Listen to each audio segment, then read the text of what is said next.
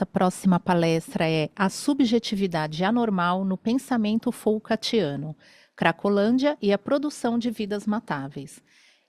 Eu convido para mediar esta palestra a senhora Magali Nunes Jacobi. Magali é mestre em educação, especialista em docência e administração e enfermagem. Atualmente faz parte da equipe técnica do Grupo de Desenvolvimento de Recursos Humanos da Secretaria de Estado da Saúde. Também é coordenadora da Comissão Assessora de Educação Permanente em Saúde, CAEPS, ABEM, São Paulo. Por favor, Magali, fique à vontade para apresentar nosso palestrante, lembrando que nós temos 20 minutos de palestra e, ao final, 10 minutos para discussão. Uma boa tarde a todos. Compartilhe meu agradecimento a todos os congressistas que estão aqui com a gente. Também o convite, nossa diretora aqui da Escola de Saúde Pública, Andréa Cotarte, e a Isabel, coordenadora dos cursos de especialização.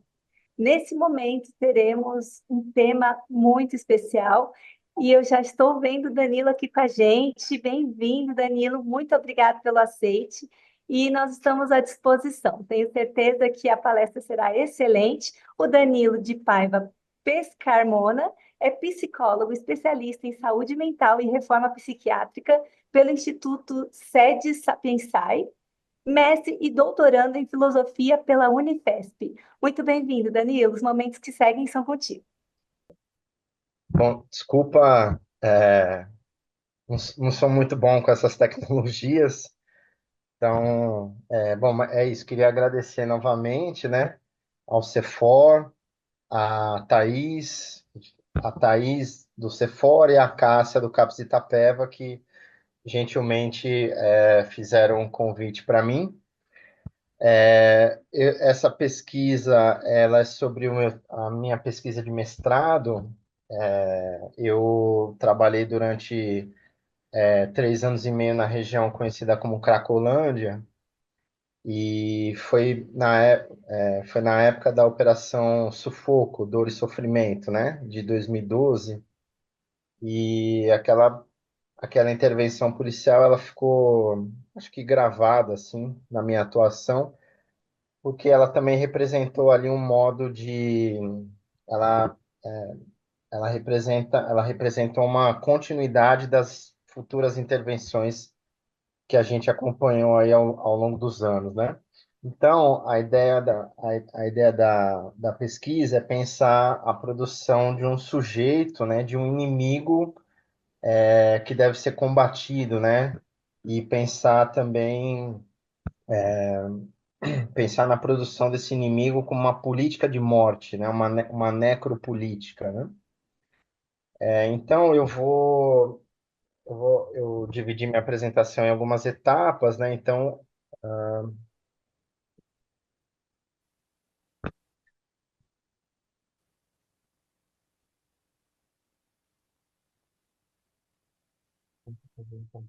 Danilo, a gente vai compartilhar por aqui a apresentação, que aí a gente já coloca no modo apresentação direitinho e a gente vai mudando os slides para você, pode ok, ser? Tá, Cássio, por favor.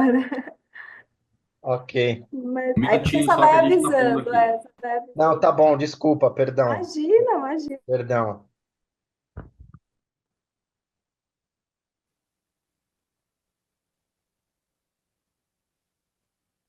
Já foi, deixa eu compartilhar. Prontinho. Pronto, pode passar, Cássio. Ok. Então é isso, né? O tema da pesquisa é a subjetividade anormal no pensamento Foucaultiano, a Cracolândia e a produção de vidas matáveis. Pode passar, por gentileza.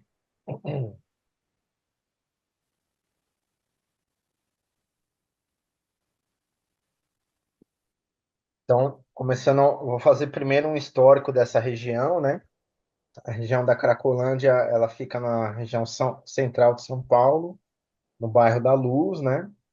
E a história dela remonta ali ao século XIX, quando aquela região era central para a economia do café, né? Em função da estação férrea Luz Sorocabana, né? Que ligava a capital ao interior de São Paulo. E ali era um ponto de ligação, né, entre a, a importação, a importação do café o comércio do café na região de São Paulo. Então, ainda no século XIX, a elite cafeeira ocupava a região da Luz, justamente por ser esse local estratégico, né, de transporte da produção cafeeira. Pode passar. Então, ali, começo do século XX até década de 30, né, você começa ali a ter um declínio da economia do café, ela deixa de ser a principal economia do país, e essa elite do café que morava na Luz, ela passa a morar na região da Avenida Paulista, Higienópolis, né? E ali, a partir desse momento, aquela região começa a ficar abandonada, né? E ela começa a receber também, em função também da estação de trem, uma série de trabalhadores pauperizados, né, que chegavam em São Paulo em busca de melhores trabalhos, em busca de oportunidades profissionais. Então, ali na Lusa era importante também não só por causa da estação de trem, mas também o terminal rodoviário ficava ali. Então, a partir da década de 30, você tem o crescimento dos hotéis e as pensões que existem lá até hoje, né? Pode passar, gentileza. Então, da década de 40 até a década de 80, nós temos o que a gente chama de boca do lixo, que era uma espécie de reduto, em São Paulo das pequenas ilegalidades, né? Um reduto da prostituição, do pequeno tráfico de drogas. Então era como se fosse uma zona proibida da cidade, né? E ali era também conhecido pela pela produção daqueles filmes de baixo orçamento, né? Conhecidos como pornochanchadas, né? Então a Cracolândia, naquela época, ela agregava toda essa, vamos dizer, era uma espécie de região do crime, né? A principal economia do crime da região de São Paulo, na cidade de São Paulo. Pode passar. Isso, nos anos 80, você começa a ter, né, alguns fatos, né, também. Ah, o terminal rodoviário ele sai da região da Luz e ele vai para o Tietê. Você deixa a prostituição deixa de ser a principal economia do crime em São Paulo para o surgimento do tráfico de drogas, né? Para o crescimento do tráfico de drogas como principal fonte de renda das práticas ilegais. E os usuários de drogas, eles começam a sair das regiões periféricas da cidade em função da forte repressão policial e acabam ocupando a região da Luz. E naquela época já era também uma região mais tinha a questão que eu falei da economia do crime, né, de ser a principal região do crime em São Paulo, mas também a partir da década de 80 também passa a ser uma região mais isolada, vamos dizer assim, mais segregada da cidade, né? Pode passar, por gentileza. E aí, acho que assim, falando um pouquinho do crack, né? O crack, ele surge na década de 80 nos Estados Unidos, e ele é um produto direto da guerra às drogas. No governo do Richard Nixon, ele implementa uma política de combate aos pontos de refino da cocaína. Então, aquela base que sobra, eles formulam o crack, né? O crack ele é uma mistura de pasta base de cocaína e bicarbonato de sódio, né? E a pasta base, ela é a etapa anterior do processo de produção da cocaína. Então, a etapa final seria o refino, a etapa anterior é a pasta base, né? E naquela época, nos anos 80, nos Estados Unidos, eles estavam, o crack era muito associado aos guetos de várias regiões marginalizadas dos Estados Unidos, e principalmente era uma droga vinculada a pessoas pobres e negras, né, marginalizadas pela economia capitalista. Pode passar, por gentileza.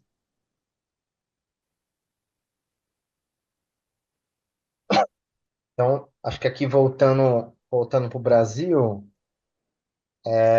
você tem ali a primeira apreensão de crack em São Paulo é na região da Zona Leste, São Mateus e Itaquera. Logo a partir dos anos 90, ali 92 mais ou menos, você já começa a ter a ocupação desses usuários de crack na região da Luz, né? Então a Cracolândia começa a ganhar força a partir dos anos 90 e no início dos anos 2000, com a gestão primeiro comando da capital nas periferias, né, nas favelas e nas periferias da cidade, esses usuários de crack também começam a migrar, a deixar o centro, né? E porque é isso, né? Existe aquela ideia de que na periferia o usuário de crack atrapalharia, traria problemas, né, para a comunidade e tal.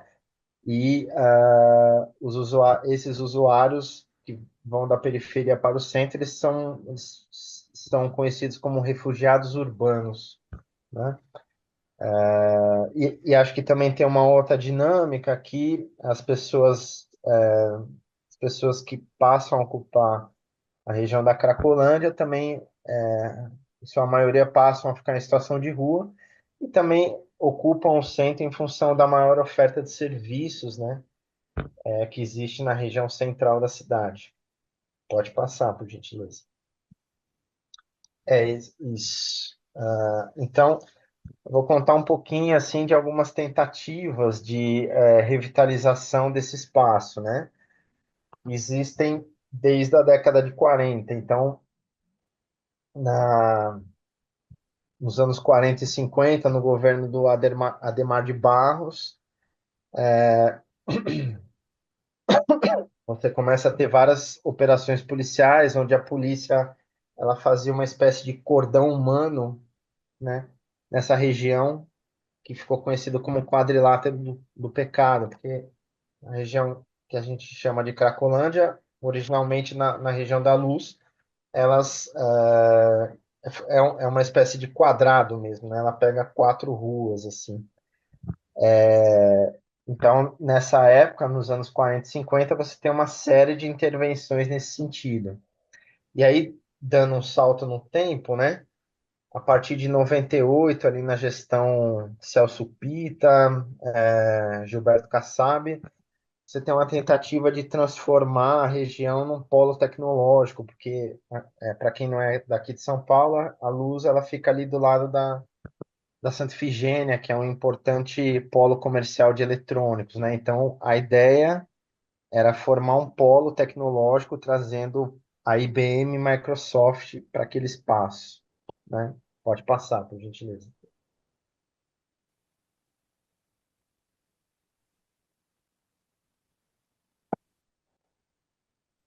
E aí é isso. Em 2010, você tem um outro projeto importante de revitalização da área, que é o projeto Nova Luz, né? Que era um projeto que inicialmente tentaria articular uma série de políticas públicas visando a retirada desses usuários e o tratamento, né, e a chamada repressão ao tráfico de drogas. E também você teria uma proposta de revitalização urbana, né, com a construção de shoppings e prédios de alto padrão, bulevares no estilo francês, né? O, o arquiteto que estava, só como curiosidade, o arquiteto que estava encabeçando esse projeto era o Jaime Lerner, né? Que foi, se não me engano, prefeito de Curitiba algumas vezes, né? E aí, em 2012, nós temos a Operação Dor e Sofrimento, né? Enfim, ela tem esse nome porque ela começou no início do ano de 2012, em uma repressão policial muito ostensiva. Os usuários começaram a se dispersar pela região e no que na época ficou chamado de Procissão do Crack. E eu acho que essa operação ela é um marco, porque ela é uma espécie de laboratório para as intervenções seguintes que ocorreram na Cracolândia, e ela também ela provoca essa dispersão, né? Então, essa é o que é noticiado com frequência são a formação a partir desse momento de outras Cracolândias em outros pontos da cidade. A operação chama Dor e Sofrimento, porque na época o coordenador de políticas do município dá uma declaração dizendo que o usuário só procuraria tratamento se ele fosse submetido, se fosse infringido a ele dor e sofrimento. Então, ela recebeu esse nome em função disso. Pode passar, por gentileza.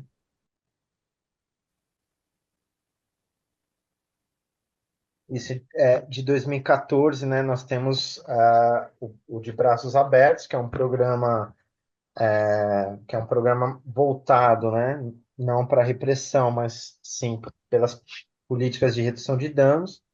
Era uma política pública que preconizava, por exemplo, o trabalho dos usuários, trabalho de varrição de ruas, dinheiro, né, por esse trabalho e moradia, né?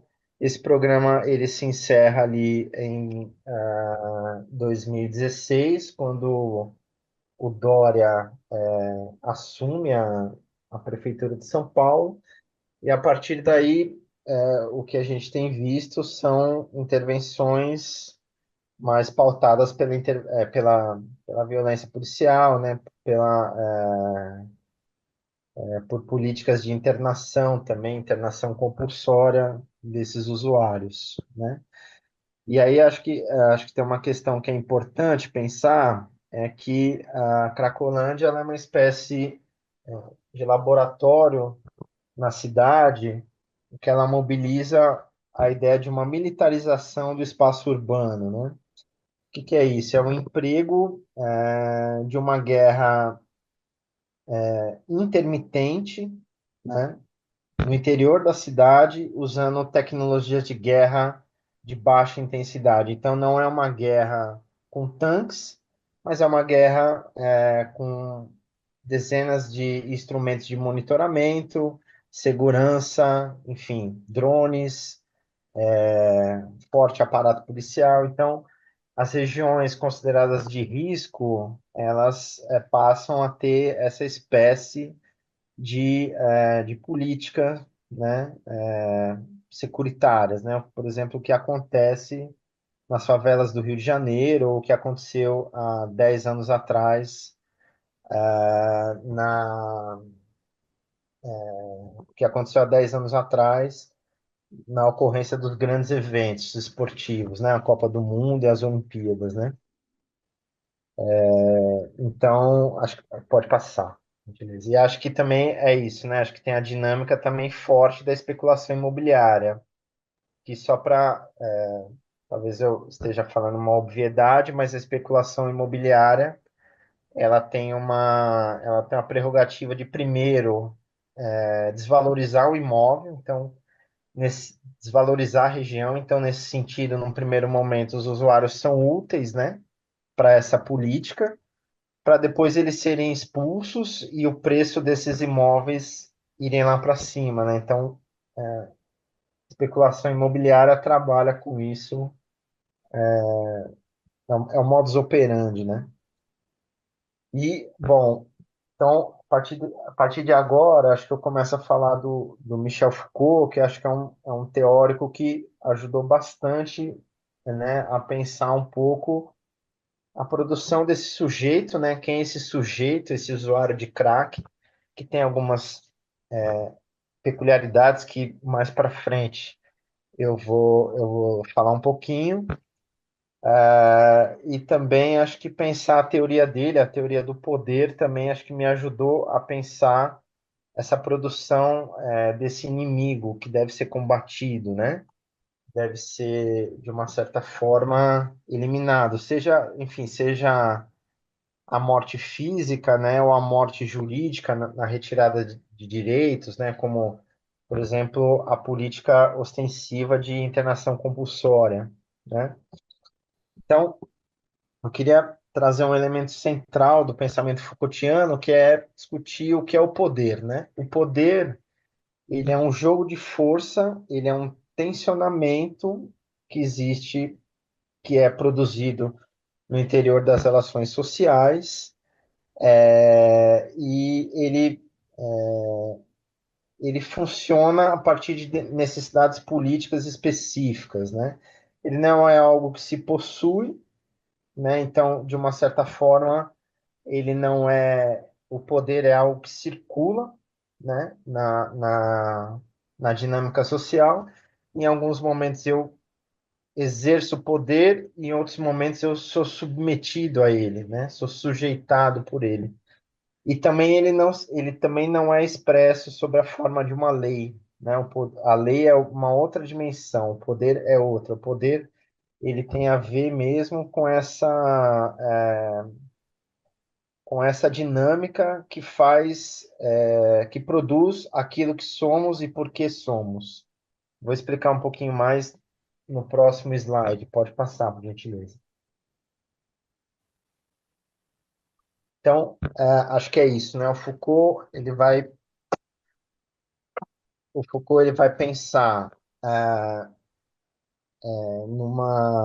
num método, né, para conceber uma análise do poder, né? Então, ele vai pensar alguns elementos centrais, né? O primeiro é a capilaridade, né? Que é a ideia de que o poder ele está nas extremidades, ele também está, né, nas extremidades, né, das relações sociais. Ele não está só no topo, né? O poder ele não é só aquele que um governante exerce sobre os seus súditos, né? Que é uma crítica aí à filosofia moderna, né? Principalmente a Hobbes, né? A teoria do Leviatã e do Maquiavel, a teoria do príncipe, né? Então, o poder é essa capilaridade, né? O poder, ele, por exemplo, ele está expresso ele está manifesto, por exemplo, uma relação entre professor e aluno, entre patrão e empregado, enfim.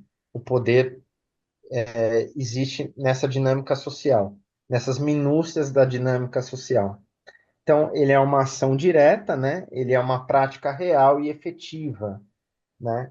Então, você tem, por exemplo, é isso, a vigilância de um professor sobre os alunos, a vigilância, né, que as práticas de segurança faz sobre, né, exerce sobre os indivíduos. Então, a gente está falando aqui de algo que de fato funciona, né? Exerce uma função nas relações, né?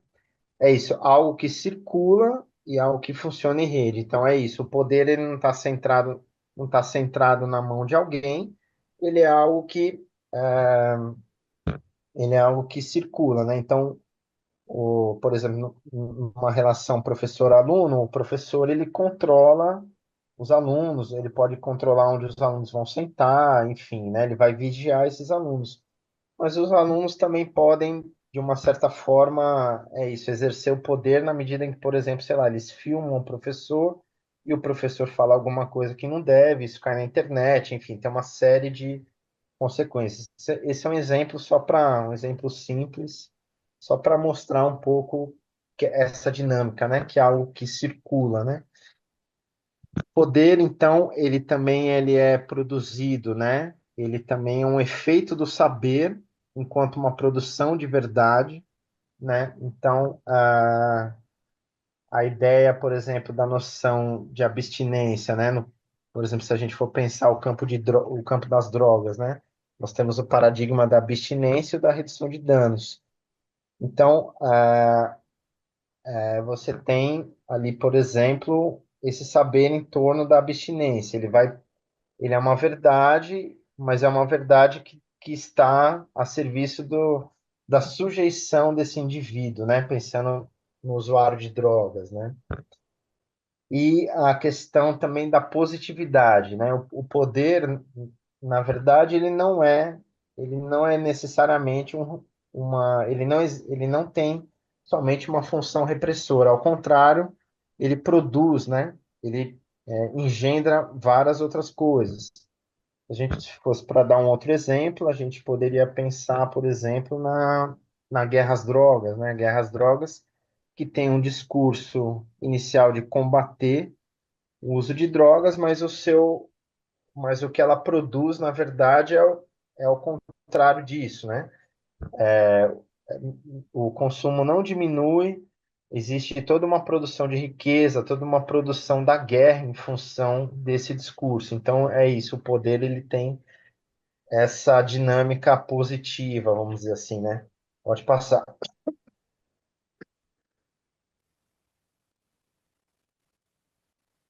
Pode passar.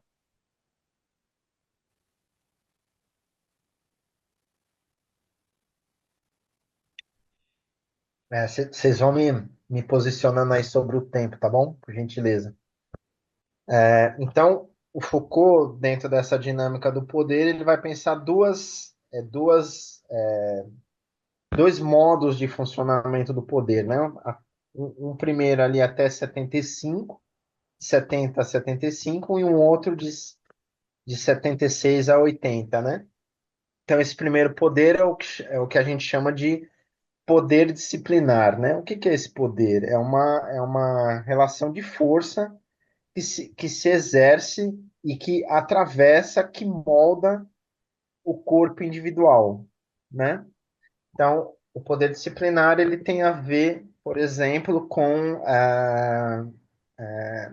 o conhecimento anatômico do início ali do século XVII, né? A ideia de que os, né, os órgãos, enfim, e todo esse conjunto funcionaria como uma máquina, né?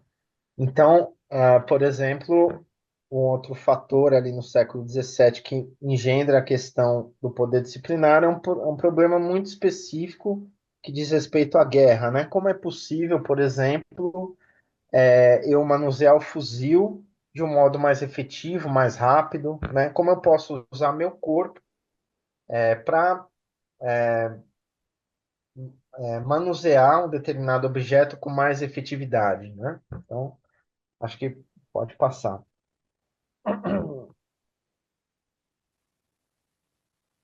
Isso. Então, o poder disciplinar, né, ele tem a função de fixar o indivíduo, de uma certa forma, individualizar, né, os corpos numa rede institucional. Então, a família, a escola, a fábrica, a igreja e a prisão, né? E essas instituições, de uma certa forma, elas vão ser todas interligadas, né? Então, o que o Foucault vai falar, por exemplo, no final de Vigiar e Punir, é que ele diz, né, que a prisão, o modelo prisional, ele se espalhou, né, por toda a sociedade. E se a gente for olhar para isso, a gente tende a concordar com ele, porque, por exemplo, vários elementos da arquitetura prisional, elas estão em outras instituições, né? Ela está na escola, ela está no hospital, enfim. Então, esse modelo de produção de um corpo individual, ele está todo interligado por essa rede de instituições, né? O objetivo da disciplina, então, é o quê? É a extração da força, né? E de uma docilidade, né? Então, é assim, como é que eu posso produzir um corpo que produz, né? Que tem ali uma aptidão aumentada e uma submissão irrestrita, né? Como é possível, por exemplo, você produzir um trabalhador que, que produz numa linha de produção, por exemplo, né? Como é que você molda o corpo dele a ponto dele se adequar àquele regime, né? Então, é isso. A disciplina, basicamente, ela visa produzir uma maior eficácia do corpo no menor tempo possível, né? Então, acho que pode passar.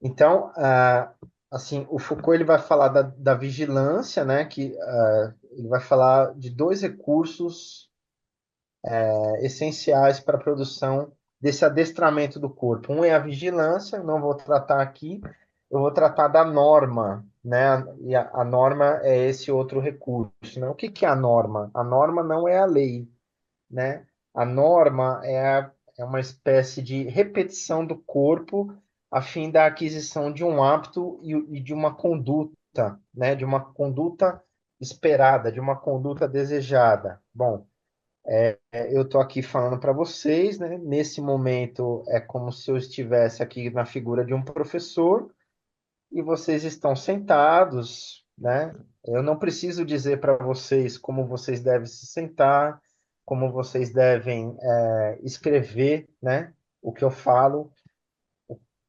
Os nossos corpos já foram, de uma certa forma, adestrados é uma palavra ruim, né? Mas, assim, o corpo, os nossos corpos já foram moldados nesse sentido, né? Então, a ponto de que isso acaba virando um padrão de conduta. Isso acaba virando uma espécie de modo bom do funcionamento do corpo para a produção, né? Para as diversas atividades produtivas as quais nós estamos inseridos na vida, né? Então, a norma, né? Né? Então, a norma ela vai produzir, obviamente, um sujeito normal, né? Que, de uma certa forma, consegue ser funcional, né? A gente poderia chamar assim, e um indivíduo anormal, que é esse sujeito que, de fato, não consegue, né? Por uma série de razões, ele não vai se adaptar a esse regime, e para ele existe uma série de instituições, né? Então, os internatos, as prisões, os manicômios, se a gente fosse pensar na política de drogas, a gente poderia pensar também nas instituições de internação, enfim. Acho que pode passar. Então, assim, eu estou falando bem rapidamente, assim, a gente pode debater sobre isso mais depois, né? Mas, assim, só estou dando uma visão breve. Então, é isso. A partir de 76, o Foucault, então, ele vai falar de um outro regime de poder, de uma outra dinâmica de funcionamento das relações sociais, que é a biopolítica, né? Então, a biopolítica, enquanto a disciplina ela estava preocupada, né, com o corpo individual como problema político, a biopolítica ela vai inserir a, a população, né, como um objeto de cálculo, né, como um problema político. Então, a partir ali do século XVIII, começa a ser importante entender politicamente o nascimento, a mortalidade, a longevidade, a produção de epidemias, enfim, todos os fenômenos que atravessam a população enquanto espécie, né, como corpo biológico, vamos dizer assim, né? Então, Foucault ele vai falar que a partir do século XVIII, né, a partir do momento que a industrialização ela começa a ser impulsionada, né, século XVII, XVIII, melhor dizendo, a partir do momento que a industrialização ela é impulsionada e você começa a ter um êxodo do campo para a cidade, era importante você pensar uma cidade na qual seria importante pensar, por exemplo, a qualidade da água que os trabalhadores iam beber, as melhores condições de habitação, né, tentar deixar as moradias o mais salubres possíveis, né? Pensar, por exemplo, aonde eu vou instalar um aterro sanitário, aonde eu vou deixar os mortos, enfim, para que essa dinâmica populacional ela não fosse afetada, né? por esses processos biológicos, né? Como, por exemplo, doenças, enfim, né? Então, é nesse contexto que a gente tem, então, o surgimento do que a gente chama de saúde pública, né? E o objetivo da biopolítica é muito específico, né? Então, ela tem uma função política de tentar produzir uma longevidade da população, né? Então, como que a população pode viver de um melhor modo, né, a partir de políticas de, enfim, de incentivo à vida mesmo, né? Então, vacinação, enfim, uma série de medidas nesse sentido. Então, de uma certa forma, seria uma dimensão, uma política do fazer viver, fazer prolongar a vida da espécie, né? Pode passar. Quanto tempo eu tenho? Só Nós para. já encerramos os 20 minutos e já adentramos no momento das dúvidas, professor. Nossa, eu achei que era meia hora, desculpa. Pode continuar? Sim, acho que a gente pode ir finalizando.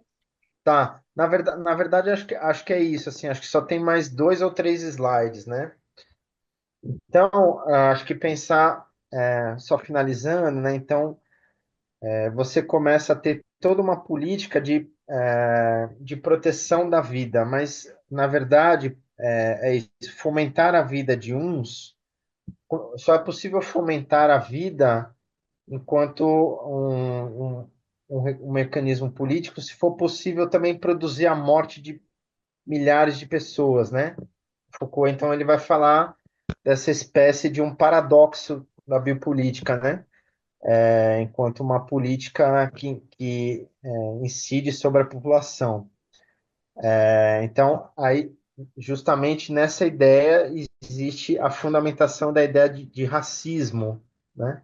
Como um crivo biológico entre os indivíduos. Então, os indivíduos das raças superiores e os das raças inferiores, né? Foucault ele vai pensar um pouco essa dinâmica para pensar, por exemplo, o racismo de Estado na Alemanha nazista, né? Então, a ideia do racismo, a ideia de produzir a morte em massa também, enquanto você produz a vida de outros, incentiva a vida de outros, tem a ver com a eliminação desse perigo biológico, né, para fortalecer a espécie, né?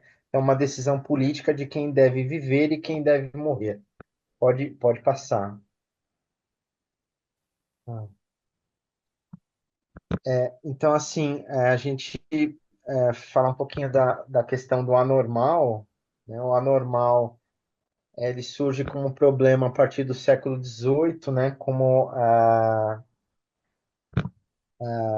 um problema jurídico, né? Para discutir quem são os sujeitos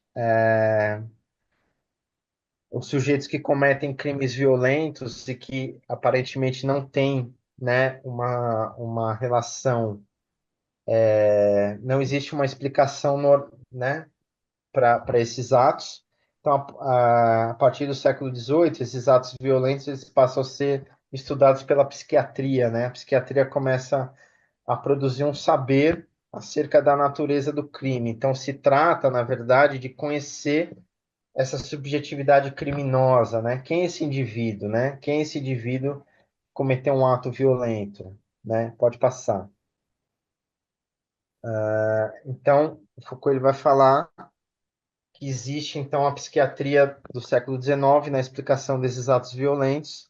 Ela vai pensar na teoria do instinto, né, como aquela força brutal da qual o indivíduo é tomado e que a sua violência seria justificada, né? Então, é esse enlace, né, entre o crime violento e a loucura, né? O instinto também ele passa a ser usado pela psiquiatria do século XIX como a explicação das mais diversas disfuncionalidades da conduta, né? Então, você começa a ter uma série a psiquiatria deixa de se voltar, né, para a excepcionalidade da loucura e passa a se deter sobre as pequenas anormalidades e distúrbios do comportamento. Pode passar. Vocês acham que daria mais 10 minutos? ou ou está muito em cima? Nós estamos bem avançados na programação, em torno de 30 minutos avançados, que já deveria ter terminado, mas nós estamos aqui. Tá, tá. Então eu vou tentar terminar rapidinho, tá? Então, e é isso, né? Em função desse problema que a psiquiatria começa a assumir, né? Que é sobre a disfuncionalidade do comportamento, você começa a ter isso a partir do século XX já, né? Uma série de catalogações e classificação das doenças mentais em função dos distúrbios do comportamento, né? Então, é isso, né? Se a gente fosse pensar a questão da dependência química, né, do usuário de drogas, a gente poderia pensar que o ato anormal é essa ação incontrolável, né? Da qual é isso, esse instinto, né? Da qual o indivíduo não tem controle, né? Então, a gente pode pensar ali a dependência química, a noção de abstinência, e aí a psiquiatria, nesse contexto também, de uma certa forma, ela também é uma ciência da ativação do racismo na sociedade, né?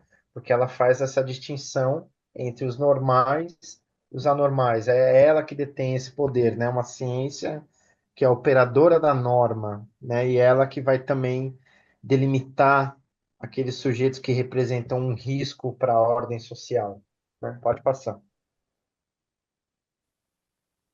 Então é isso. Se a gente fosse fazer essa analogia, a gente entenderia então o crack como esse perigo biológico que põe em risco, né, a sociedade, como uma epidemia, essa ideia do vício desde a primeira tragada, a Cracolândia, né, veio vinculada a essa imagem da miséria e da degradação, como a ideia do pânico moral e o crack como uma droga que de fato que pode alterar, né, os padrões normais da vida, né? Pode passar.